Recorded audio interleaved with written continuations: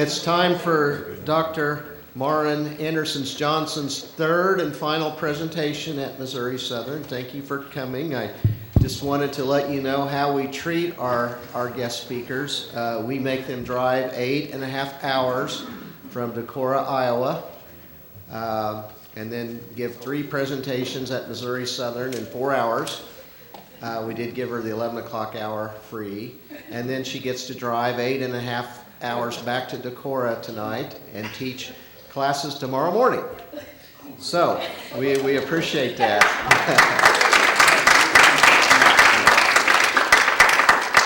Dr. Maren Anderson-Johnson is an assistant professor and director of Nordic studies at Luther College in Decorah, Iowa.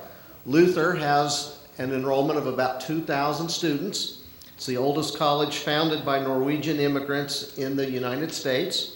The Nordic Studies Department is home to a variety of courses on Nordic language, literature, and lifestyle. Our speaker received her MA and PhD in Scandinavian language and literature from the University of Washington. She completed her dissertation at the Ibsen Center at the University of Oslo in Norway.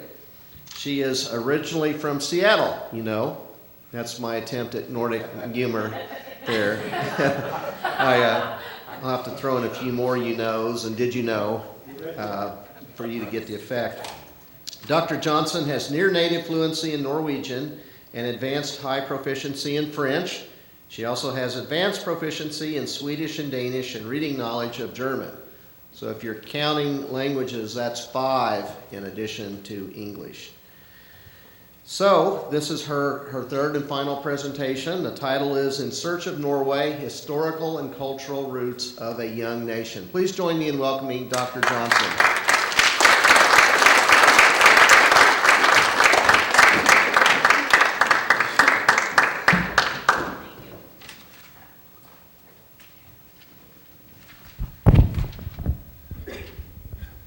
We'll get all mic'd up. Is that working? Okay, wonderful. Well, thank you to Professor Stebbins and for all of you here today. It is just fabulous to be with you. And over the lunch hour, I had wonderful conversation, and I was thinking, I think we're going to take this idea back to Luther College, because a Nordic semester, I think the rest of my college needs this. So maybe we could do a video conferencing or whatever. We could have a collaborative project. So thank you. This is the third presentation of the day, so here we go. Today, this last one is focusing on the country that I have come to love and was told to love as a child from my cultural roots. I am, as a piece of background, I am a proud third-generation Norwegian American from the upper Midwest.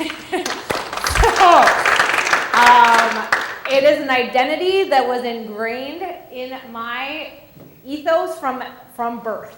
My mom is of Norwegian and Swedish descent. My dad is of Norwegian and Swedish descent.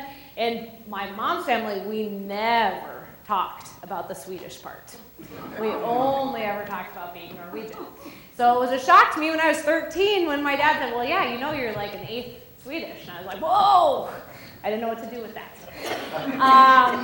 But I used most of my youth to rebel against this identity and against this construction that my parents had kind of insisted on.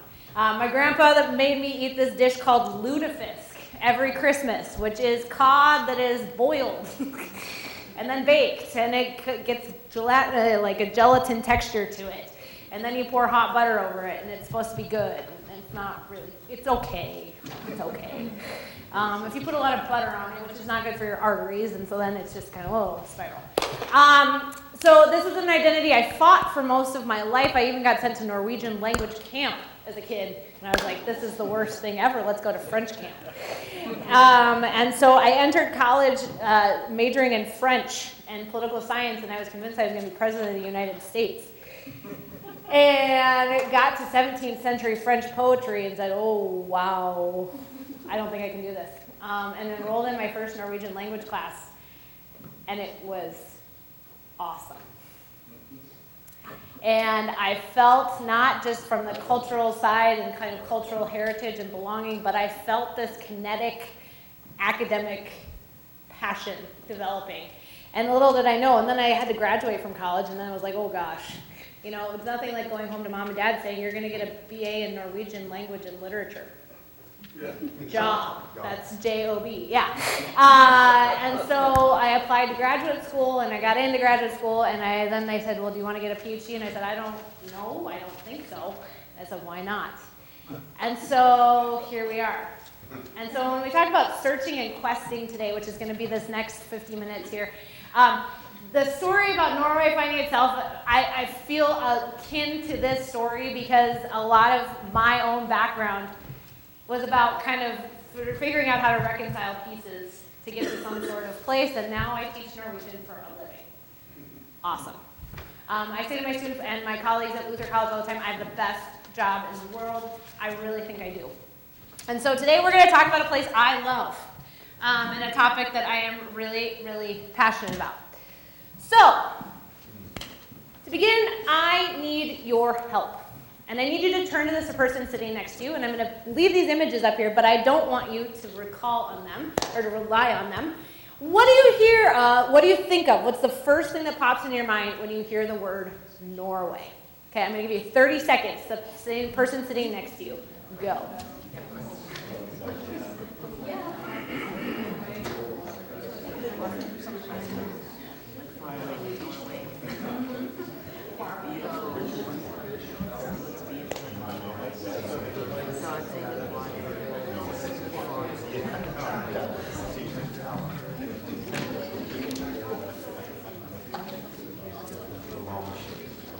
Okay, so anybody, do I have any volunteers, brave volunteers who are willing to volunteer their answers? Fjord, okay, fjord, absolutely, absolutely. What else? Oil. Yeah, Norway has a lot of it. Other things? Vikings, yeah, we would be remiss not to mention Vikings, absolutely. What else? Cold. Yeah, or old. Did you say cold or old? Cold, absolutely.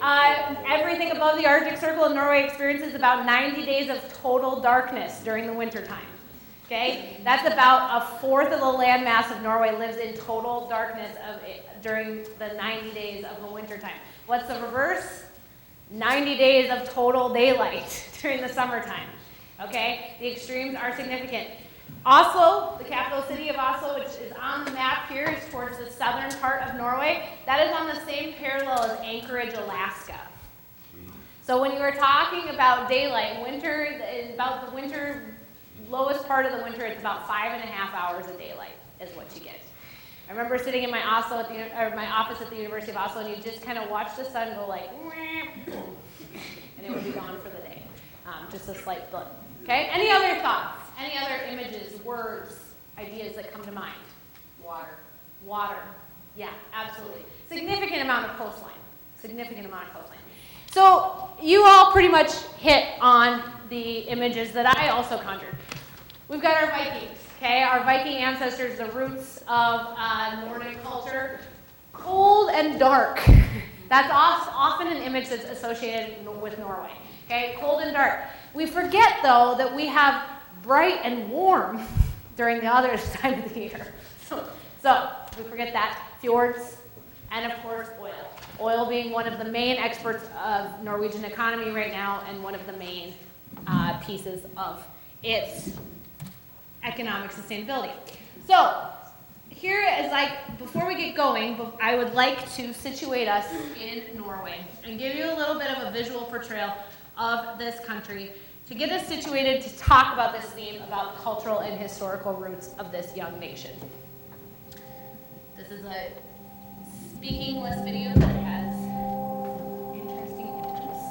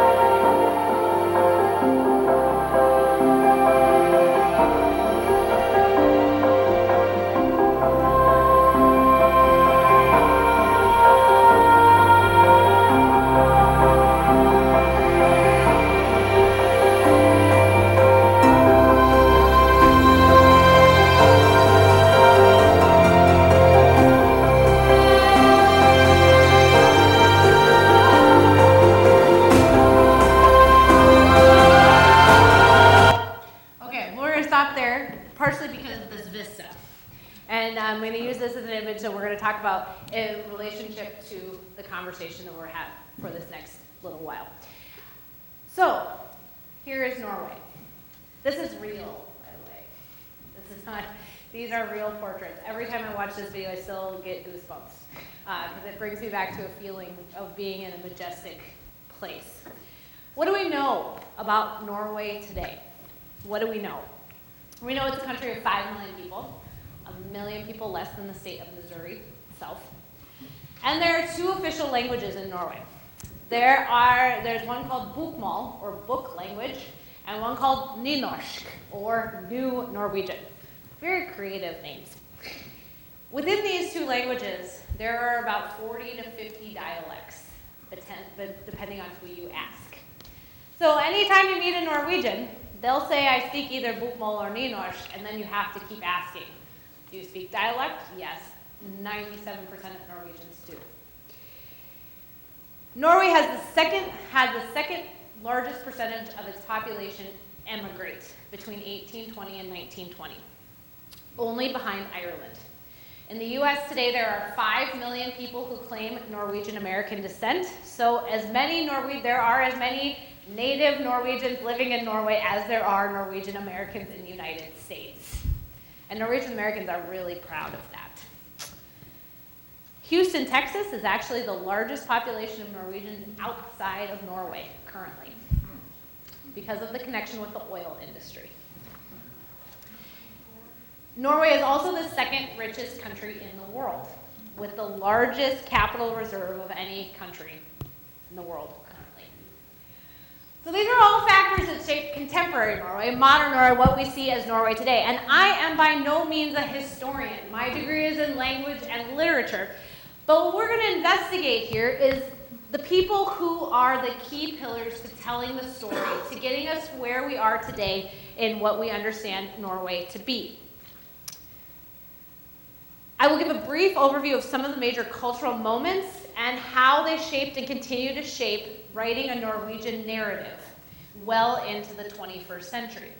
And highlighting a few of these people who have been and still remain key in telling the Norwegian story.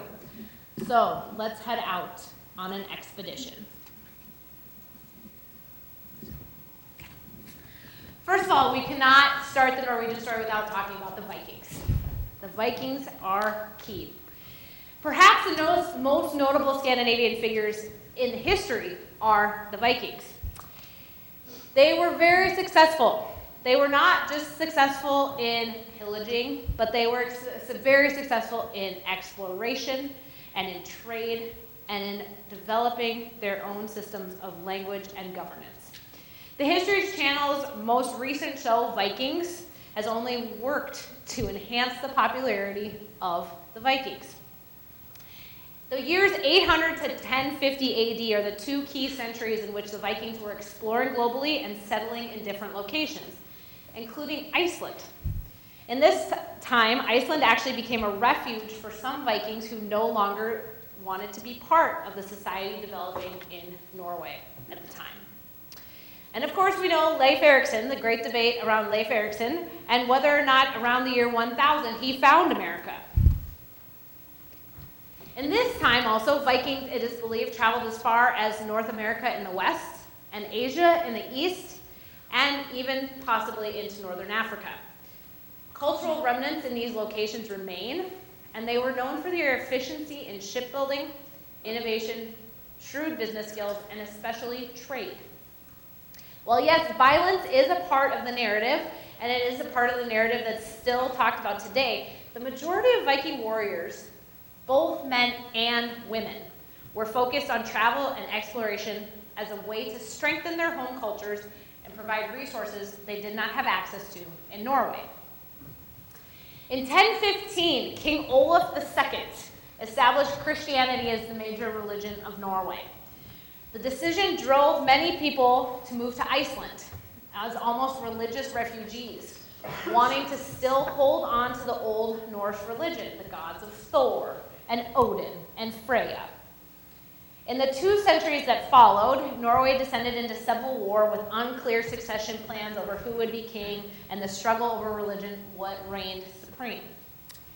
In 1350, the Black Death found its way to Norway, and in the following 18 months, about half of Norway's population died. So, Norway was in ruins by the time we get to the end of this time. The Black Death was also been referred to in Norway as the men's death, because it is, of course, the highest percentage of men who were killed. The Black Death left Norway weak, unable to organize, no clear king, religious struggle, civil war, and there was no ability to unify the country. So, in looking to how we got central authority in Norway, the Danish, on the other hand, so the great country of Denmark down here, they had been able to establish central authority and central rule. And so, there are 2 factors that differentiate Norway from the rest of Europe. Norway at this time had strong identification with their home communities.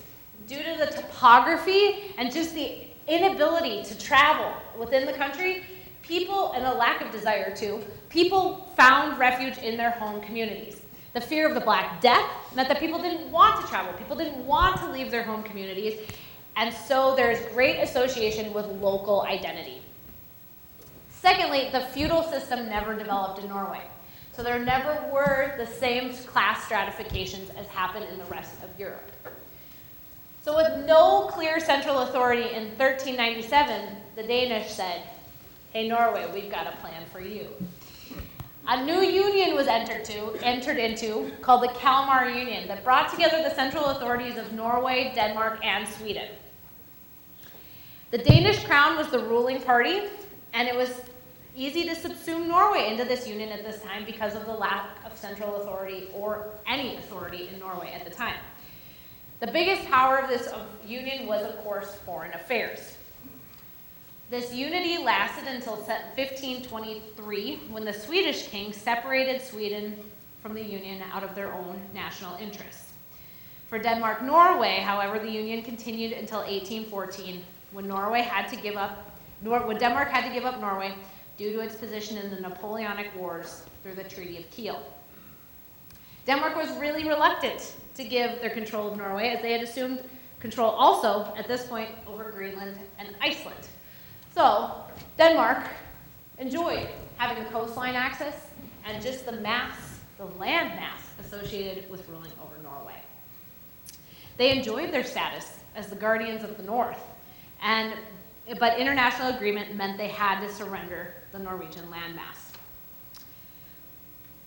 So the Dano-Norwegian king gave up the control of Norway at that time to the Swedish crown in 1814. Before analyzing some of the effects of that, it is important to pause for a minute and think about the scope of change that happened globally during the time that Norway was ruled by Denmark, 1397 to 1814. Norway lived under Danish rule for 400 years almost, and in those years, the landscape of Europe changed dramatically with the Reformation, the innovation of the printing press, and the rising consciousness to create political and economic systems where the nation, the idea of a state, of nation and national identity, is the core unit. Towards the end of the 18th century, several Norwegian intellectuals began thinking about what it means to have a national consciousness, to have a national identity. And they wanted to think about how you crystallize that. How is it that Norway got to be transferred from the Swedish power to the Danish power and all of those manipulations in between? But for Norway, 1814 is a breaking point. It was a catalytic moment where intellectuals who had been toying with the questions of national identity in the late 18th century and early 19th wanted to establish for Norway a document, a constitution. And so in May 17, 1814, Norway wrote its constitution. In the sphere of global politics, this is now the second oldest constitution in the world, behind Iceland. Switzerland. United States. So, the writers of the Constitution, which are called the Eidsvollmennene, okay, these are, sorry for the pixelated picture there, it's hard to get a reprint. The Eidsvollmen, referring to the geographic location where the Constitution was signed, believed that the transfer of power from Denmark to Sweden perhaps provided an opening for them to establish Norwegian power. So, on May 17th, 1814, about 20 minutes north of the capital city of Oslo, the Constitution was adopted by this group of intellectuals and landowners. On that same day, in an interesting move, they elected the Danish king as the king of Norway. So remember, they're in the power transfer from Denmark to Sweden, and in the writing of their constitution, they picked to have the Danish king be their sovereign. And they believed that this would be the way to get their own national identity. Well, the Swedes were not very happy. And as a result, 2 weeks later, Sweden invaded Norway. And it took about 2 weeks. 2 weeks later, it took about 2 weeks, and a peaceful treaty was signed. And Norway went under Swedish rule and the rule of the Swedish king. The Storting, literally translates to the big thing, which is the name of the parliament, okay, is the representative government body, and it was established under this time. They amended the Constitution in 1814 and elected the Swedish king, King of Norway. What was the major change out of this episode? Well, Norway developed its own representative body. And through the Constitution, the only powers allowed to the Swedish king were control over foreign affairs and some trade. So then, what did the May 17th, 1814 Constitution mean for Norway and for Norwegians? 2 key pivotal leaders at this time for Norway are 2 young men named Johan Sebastian Welhaven and Henrik Wergeland. Both of these men have been and still continue to be revered as pillars of the national literary canon in Norway. But more than that, they were teachers, they were politicians, and they were cultural leaders. These 2 engaged in a ruthless debate that is still infamous, and there even became a love triangle here, as Welhaven fell in love with Henrik Wergeland's sister.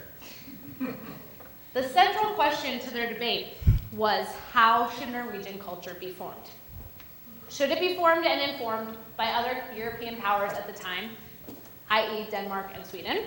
Or should there be more focused efforts on going into the rural heartland of Norway to discover what it really means to be Norwegian from the rural identity? Welhaven opposed the theories of extreme nationalists. He desired to see Norwegian culture brought into line with that of other European countries. And he followed the romantic notion that whatever was what could be found best in nature, and he celebrated those elements. He was sympathetic to the cultural elites of Norway. He wanted to mirror all things Norwegian off the success of the Danish and the Swedish states. He wanted all citizens of Norway to be educated in Copenhagen, because there you found the true source of knowledge. And he wanted to keep his ties to Danish culture. What do ties look like? Ties look like maintaining language similarities to Danish and also using all sorts of the Danish authorities to publish books and keep centralized authority there. Wergeland, on the other hand, was our rebel. He was considered a Republican and is often described as the leading pioneer in the development of a distinctly Norwegian literary heritage. He wanted to see the rural image of Norway celebrated, and he wanted to leave behind the cultural elites of Denmark and Sweden. He wanted to return to the small rural communities and see what the rural heart meant. He perceived those people to be untainted by big European powers. What strikes me about this debate and about these 2 characters that really is fascinating is that literature, writing, the stories were the key component to how they constructed their debate. Really the central question was it came down to how should Norway's story be told. Their conflict was not just a debate on the parliament floor. It was a living, creative act in which they actively struggled with ideas and with each other over how to define Norwegian identity. So from our leaders, then, we have two more men, Peder Christian Asbjørnsen and Jørgen Moe. About 40 years after Welhaven and Wergeland first engaged in their debate, the idea started to arise in Norway that we needed a very distinctly Norwegian storybook.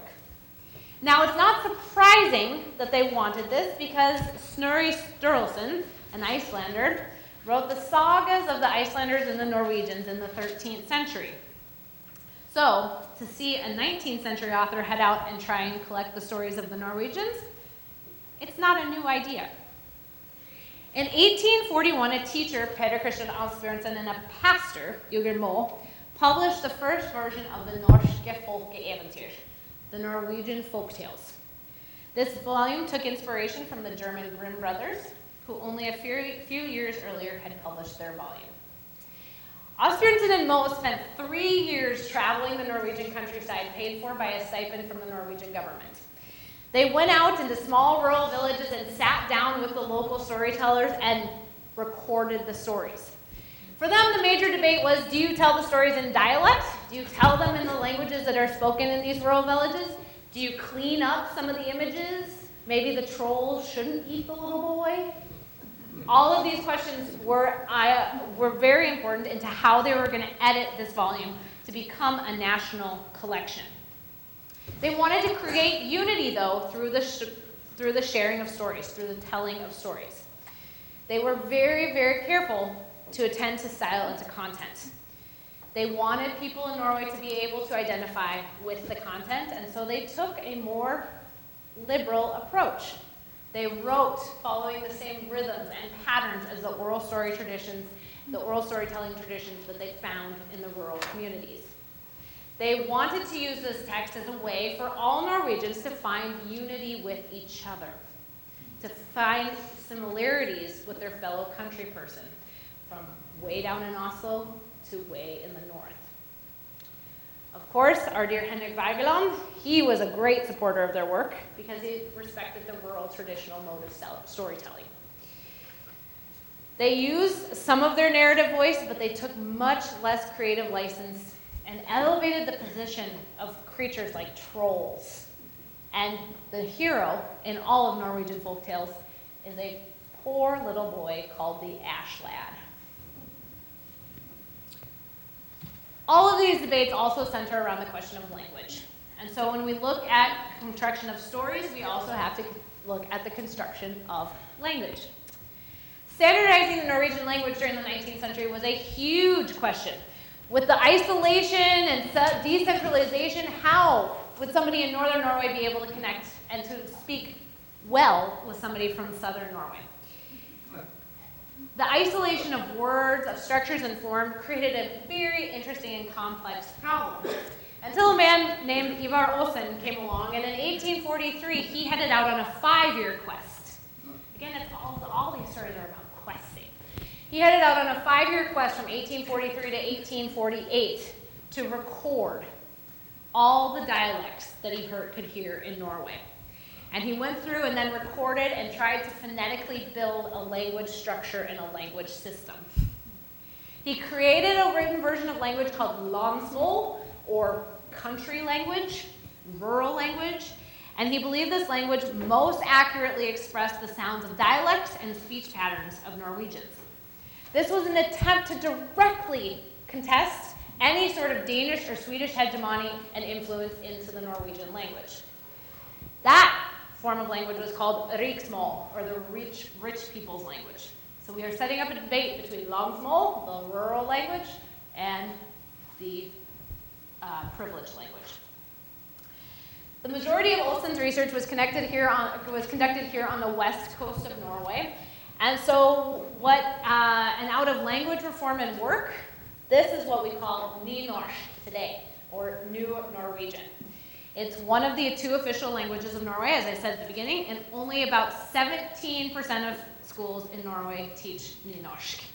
But all students graduating from high school are required to take a nynorsk proficiency test. His language, Olsen's language, never took over or replaced riksmål. which today is referred to as bokmål, or book language. The orthography and pronunciation of bokmål is still standard and much more closely, although not identically, mirrors Swedish and Danish, making these three languages actually, on the bokmål standard, still mutually intelligible. So two more important storytellers, Ibsen and Bjørnson. I believe there will be conversations about Henrik Ibsen in the days ahead, and I encourage you in the Nordic semester here to be sure to attend those conversations. We have two authors here who lived post-Constitution in Norway, and we use that date as an important marker in terms of conception of nationhood and identity. Both of them were born after and in right around 1814, so their conceptions of identity and of nationhood all revolve around the idea that maybe Norway could have its own state. Henrik Ibsen is a fascinating creature, and he's also heralded as the father of modern drama. 3 plays, A Doll's House, Hedda Gabler, Enemy of the People, you could go on and on and on, are all still celebrated as classics when you talk about modern drama, and father of realism. That's the other title he often addresses.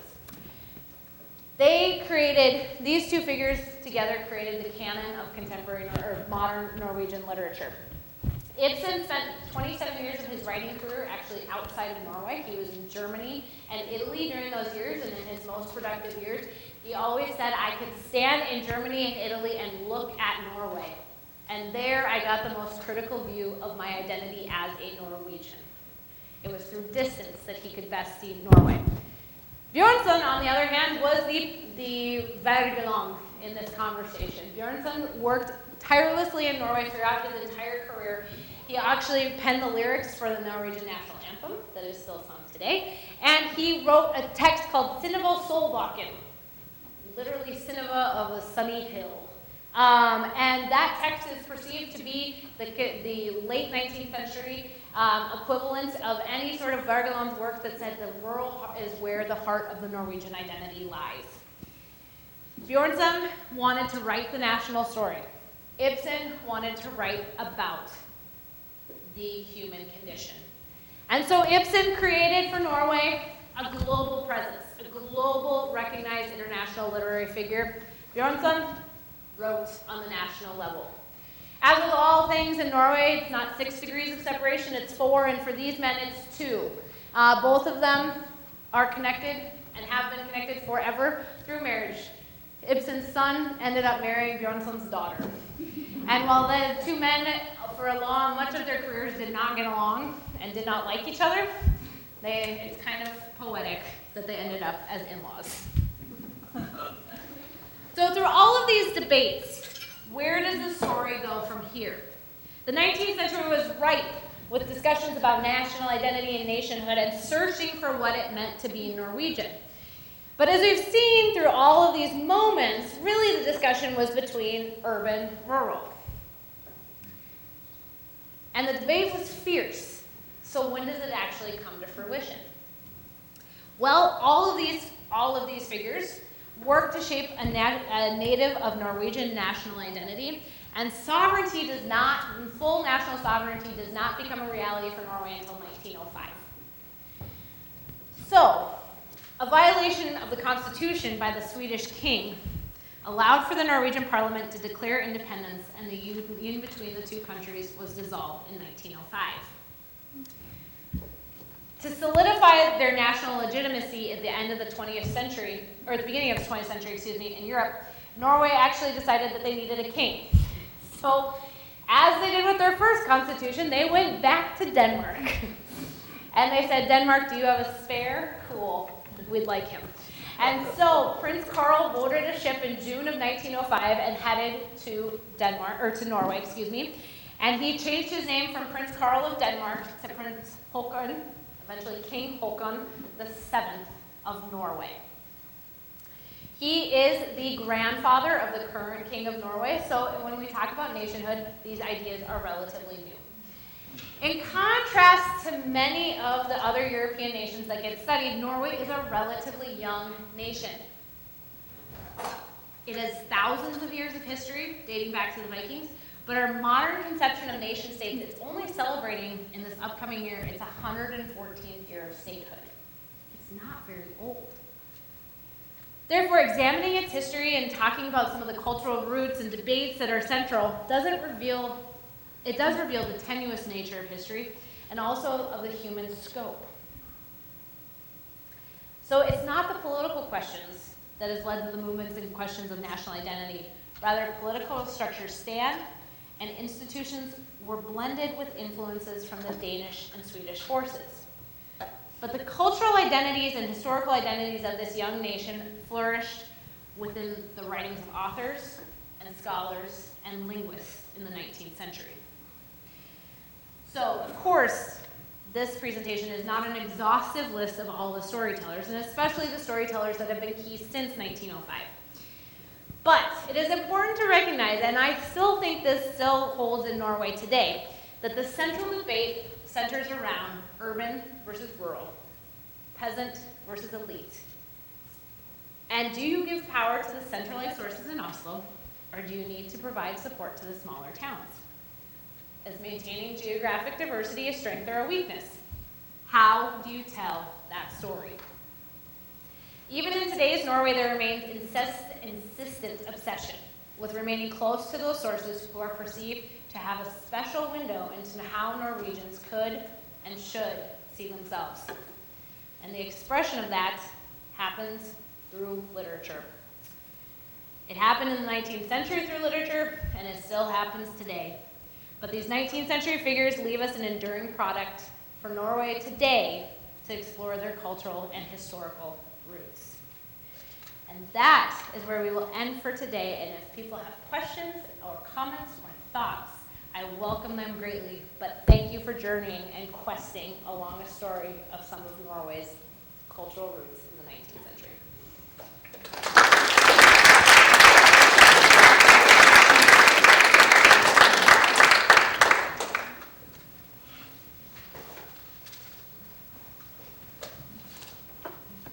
Where do you see Norway heading off?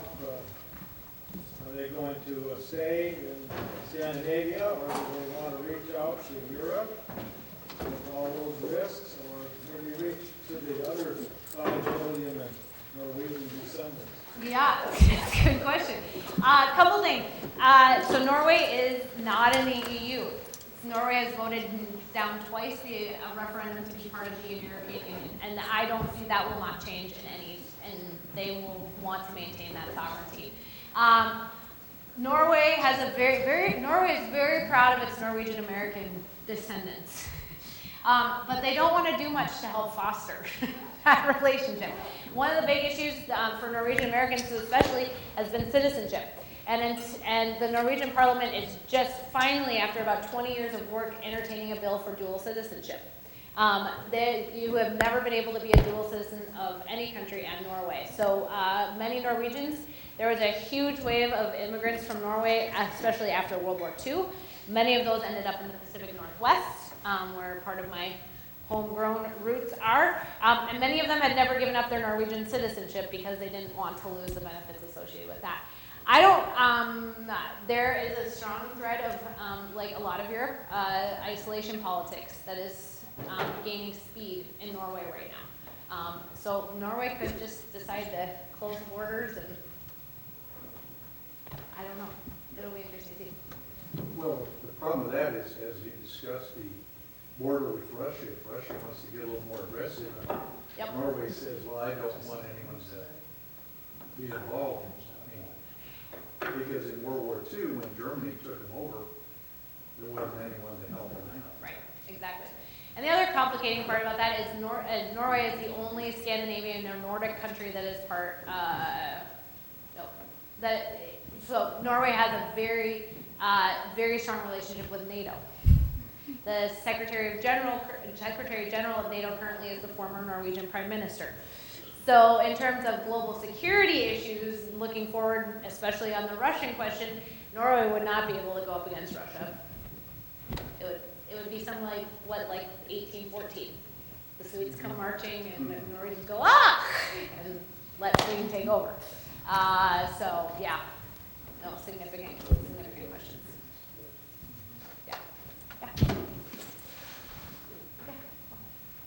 You know, I'd always assumed that Norway had a epic hero in their literature.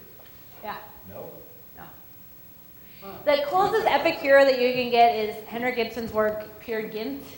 And Peer Gynt is a 5-act Ibsen play that you can, the best dramatization of it, and you should all spend time in Norway, is actually an outdoor production of it where it's outdoors and the actors enter the stage by rowing a boat across a lake. And the whole scene then unfolds in 5 acts. And it's beautiful. Peer Gynt, the legend of Peer Gynt actually comes from the Norwegian folktale anthology by Asbjørnsen and Moll. And Ibsen took that folk hero and then kind of made him into his own, and that's the closest literary hero you will get in Norwegian literature. So that ties into the suite by... Yes, by Grieg. Absolutely, yes, yes. Grieg composed the music for Ibsen's play. Really? Yes, yes, yeah, yeah. That's beautiful suite. That's such a beautiful suite of music. Yeah, yeah. So that's the closest you will get. Closest you will get. Years ago, there was a movie called Song of Norway. Remember? No. Songs and Song of Norway. It may have been about Grieg's life. I mean, Okay, I'll have to look that up. I haven't seen that one. Yeah, great, awesome.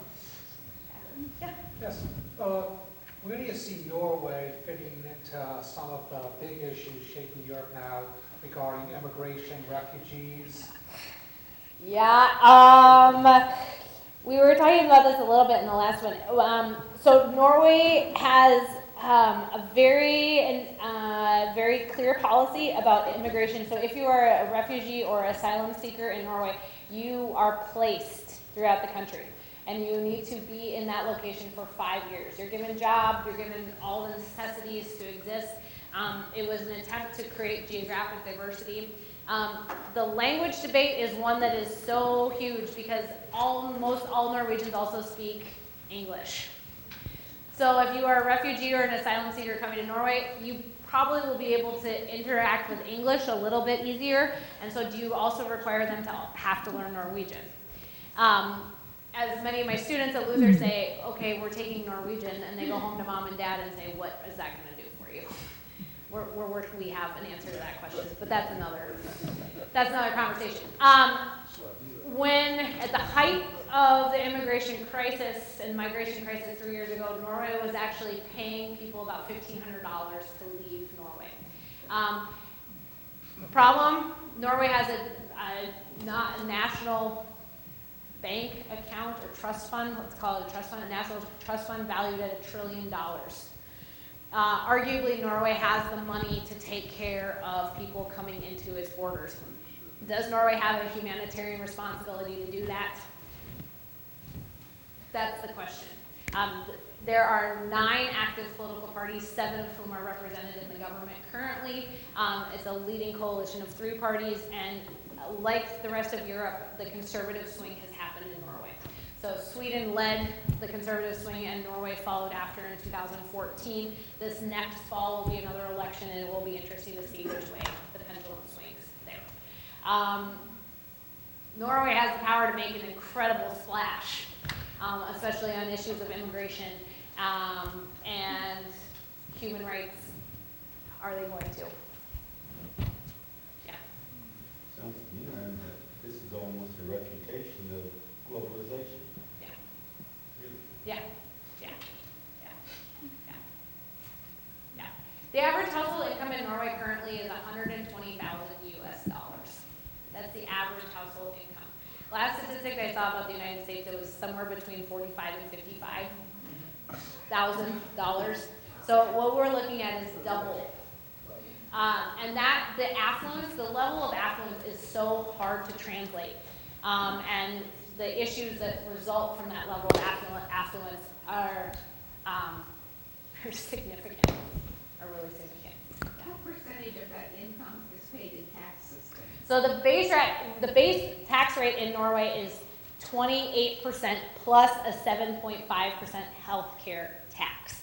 So the average base rate, well, the lowest tax rate you could ever pay is 35.5%. There is not much gradation. Norway, because of the way the tax system has been built and the way incomes have been regulated in Norway, there has not been much gradation in taxation because millionaires and billionaires just didn't exist until a few years ago. And then there's a famous man named Kjell Inge Rokke, and he boarded a fishing boat when he was 17 years old, and he ended up in New York City. And he ended up in New York City, and he ended up building a huge shipping empire. And he built a small mountain cabin with 34 bedrooms and a flight strip for his 747 to land in the mountains of Norway, about halfway up, kind of in the cabin. And Norwegian cabins are typically 3 rooms, maybe no electricity, probably not indoor plumbing. And here's Kjell Inge Rokke. The Norwegian government has subsequently had to revisit tax policy because for somebody who is making that much money, what is the tax obligation for that person? So it's an interesting conversation. Yeah. So, awesome. It's really good. Yeah. What kind of freedoms do they have? I know you talked a little bit about the innovation of the printing press. Do they have laws, pretty strict laws on that?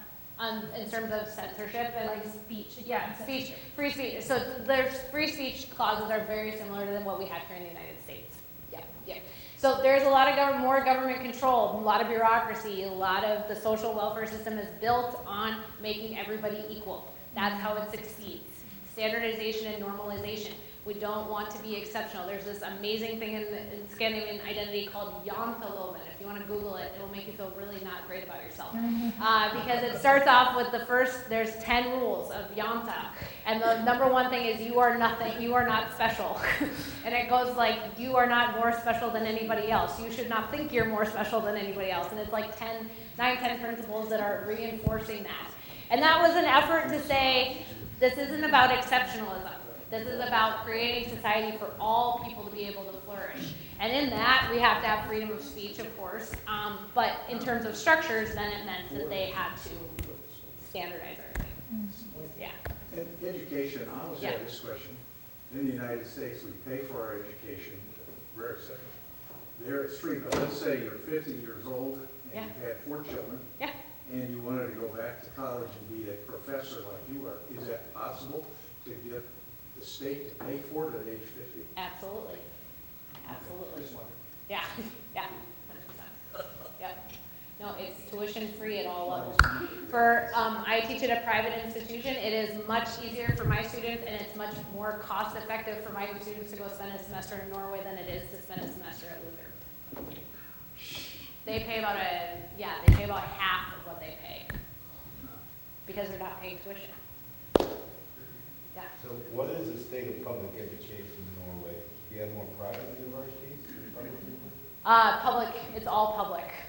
It's all public. There is finally in Oslo, there's one private business college that has sprung up, and that has been developing in the last 5-6 years, and it's tuition based. But they still get significant, I think 65% of their budget still comes from the state. So everything is subsidized. Higher education is completely free. Master's and PhD programs come at a small tuition cost, and by small I'm meaning like $1,500 a semester.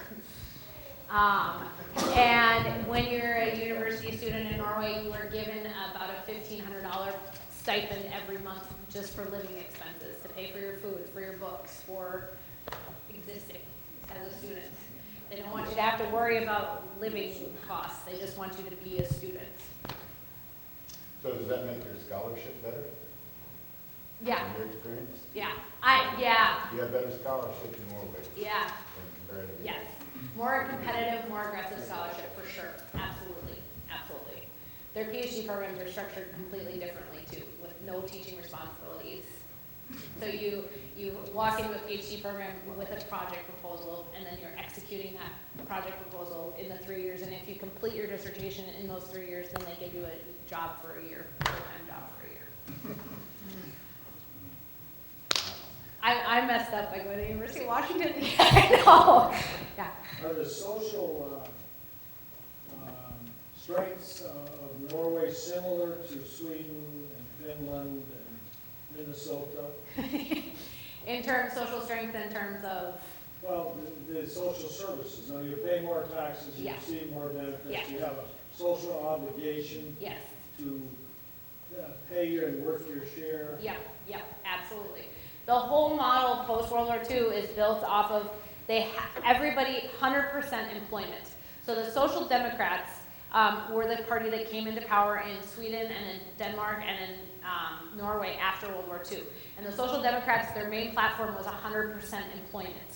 Because if you had 100% employment, you'd have taxpayers provide the money for the state then to support the social welfare programs. And so and arguably that has been the platform that's been adopted by all political parties since that. Last question on Yeah. immigration. Yeah. Let's supposing you're more affluent than the refugee type. And Yeah. It would show that you had significant assets. Would you still be subject to go to a sort of a refugee camp or not? Or would you, immigration camp? In terms of a location, Well, let's kind say, of let's say yeah. I'd like to live in Oslo. Yeah, And I've no, got X number of dollars and I don't need social No. welfare. no, then you can locate where you I'll would be like to. more than happy to be a citizen and learn any kind of Norwegian. Yep. It'll take you 7 years, I'm but a you'll part get of there. that process. Yeah. Yeah, it'll take you 7 years, but you can get there, and living wherever you want to live, yeah. When I visited Norway, I was impressed by the strength of their Christianity in the 18th century, 19th century, and when, in my view of the immigrants was very strong when they came over here. In fact, the Swedish Lutherans would not associate with the Norwegian No. Lutherans No. to avoid contamination Yep, or something. yep. But what's left there now? So in Sweden and Norway, until about the last decade, there was the state church. So every person born in Norway or Sweden would have been born and automatically a member of the Lutheran church. So both Sweden and Norway and Denmark and Finland, all Lutheranism is the state religion. 3 years ago, the Norwegian church finally separated from the state. So now it is an entirely separate entity, of course, still funded mostly by the state. But church, religious activity has decreased. The secularism in Scandinavia these days is similar to many parts of the United States. I grew up in the Pacific Northwest, which is the most unchurched or unreligious part of the entire United States. I would say that form of secularism is very comparable to what is going on in Scandinavia today. In Norway, they have to have community churches and community congregations, and you'll see beautiful churches splattered in Oslo, for example. You'll see beautiful churches scattered throughout the communities. Attendance at services on Sundays is minimal. So that social fabric has been lost, or the immigrant ethos of congregation life that was brought so strongly to the United States has lost its power.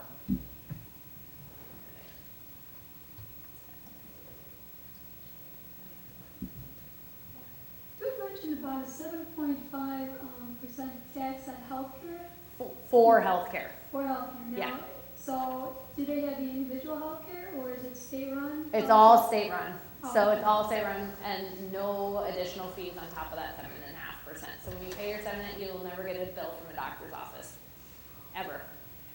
Do employers pay some on that? No.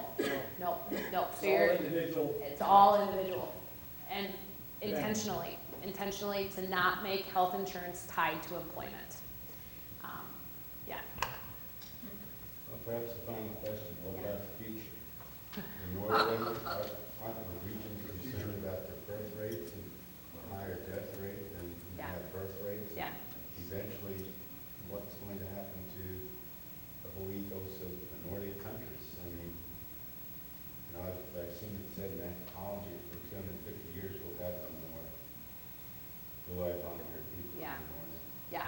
No, it's a huge question right now.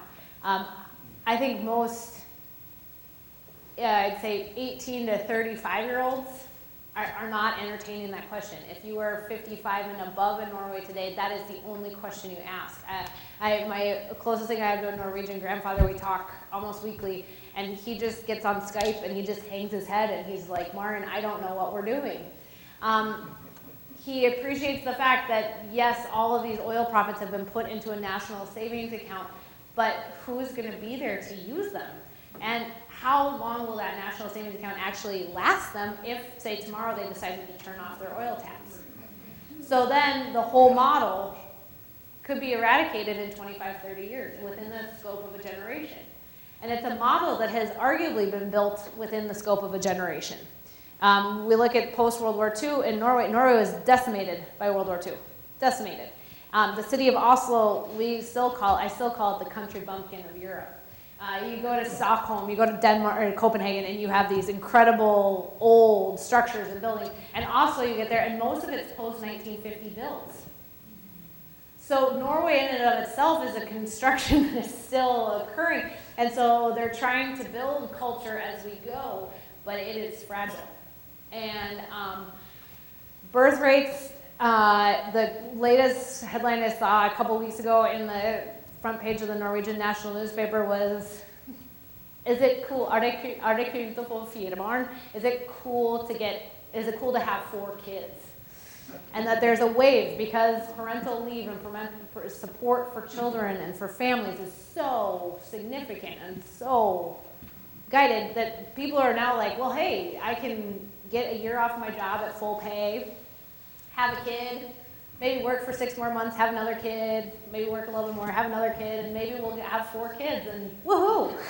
My career is based off of that system. I don't know, but most Norwegian families aren't doing that. And so it's a huge question mark. It's a huge question mark. Are they going to loosen the borders to bring more people in, to keep the state going? That would be one method. I don't know. I think you mentioned Norway has 100% employment, and they expect everyone that comes there to be employed. Yeah. What, do they have to just purposely create some jobs for people? Yeah. I think right now the employment rate is 90, I think it's 97%, so we're not quite there yet, but yeah.